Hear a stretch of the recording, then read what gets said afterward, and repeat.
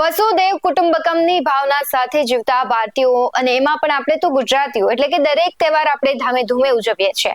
કોઈ પણ તહેવાર હોય આપણી સંસ્કૃતિ અને પરંપરા મુજબ લોકો હર્ષ ઉલ્લાસ સાથે એકબીજાને શુભેચ્છાઓ પાઠવે છે. પછી હિન્દુ હોય, મુસ્લિમ હોય, શીખ હોય કે પછી ઈસાઈ હોય, દરેક ધર્મનો દરેક તહેવાર છે તે ગુજરાતીઓ અને એમાં પણ ભારતીયો રંગે ચંગે ઉજવીએ છીએ. માત્ર ગુજરાતીઓ જ નહીં, ભારતમાં દરેક તહેવાર દરેક ભારતીય રંગે ચંગે ઉજવે છે. આજનો દિવસ એટલે કે મહાવીર જયંતિ. આજે દેશભરના દિગ્ગજ નેતાઓ અને હસ્તીઓ મહાવીર જયંતિની શુભેચ્છા પોતાના ટ્વિટર એકાઉન્ટ પર આપતા હતા, પણ અમુક મોટા ગજાના નેતાઓએ ભાંગરા વાટ્યા છે. મહાવીર સ્વામીને બદલે ભગવાન બુદ્ધના ફોટા તેમને પોસ્ટ કર્યા છે. નમસ્કાર, આપની સાથે હું ભગવતી વિશાવડિયા. દેશભરમાં આજના દિવસે મહાવીર જયંતિની ઉજવણી થઈ રહી છે. દેશભરના નેતાઓ અને હસ્તીઓ ટ્વિટર પર મહાવીર જયંતિની શુભેચ્છા પાઠવી રહ્યા છે. ત્યારે ગૃહમંત્રી હર્ષ સંઘવી, શિક્ષણ મંત્રી પ્રફુલ્લ પાનસેરિયા સહિત ભાજપના અનેક નેતાઓએ ભગવાન મહાવીરના બદલે ભગવાન બુદ્ધનો ફોટો મૂકીને શુભેચ્છા પાઠવીને ભાંગરો વાટ્યો હતો. સોશિયલ મીડિયામાં આ પોસ્ટ વાયરલ થઈ જતા જૈન સમાજમાં ચર્ચા હતી કે આઘાતજનક વાત છે કે આપણા નેતાઓને ભગવાન મહાવીર અને ભગવાન બુદ્ધ વચ્ચેનું ભેદ પણ નથી ખબર. જોકે આ ભાંગરો વાટ્યાનું ખબર પડતા જ કેટલાક નેતાઓએ ભગવાન મહાવીરનો ફોટો મૂકીને ભૂલ સુધારી પણ લીધી.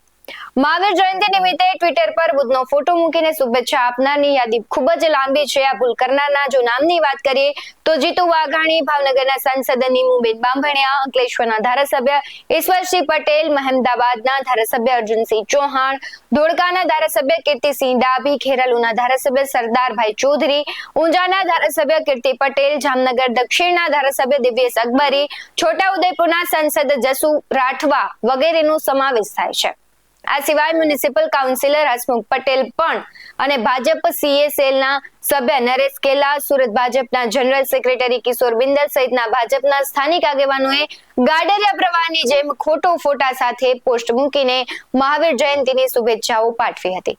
જોકે હર્ષ સંઘવીએ ટ્વિટર પર પોસ્ટ કર્યા બાદ થોડી વારમાં જ ભૂલ સુધારી દીધી અને જૂનું ટ્વીટ ડિલીટ કરીને મહાવીર સ્વામીના ફોટો સાથેનું નવું ટ્વીટ કર્યું હતું.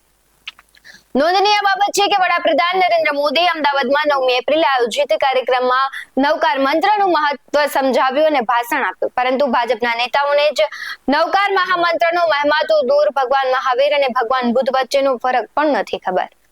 વડાપ્રધાન નરેન્દ્ર મોદી કોઈ તહેવાર કે વિશેષ દિવસે ટ્વિટર પર પોસ્ટ કરીને શુભેચ્છા પાઠવતા હોય છે, ત્યારે ભાજપના નેતાઓમાં ગાડરિયા પ્રવાહની જેમ સૌથી પહેલા રીટ્વીટ કરવાની હોડ લાગી જાય છે. આ દરમિયાન ભાજપનો સાયબર સેલ પણ ધડાધડ શુભેચ્છા પાઠવવા લાગે છે.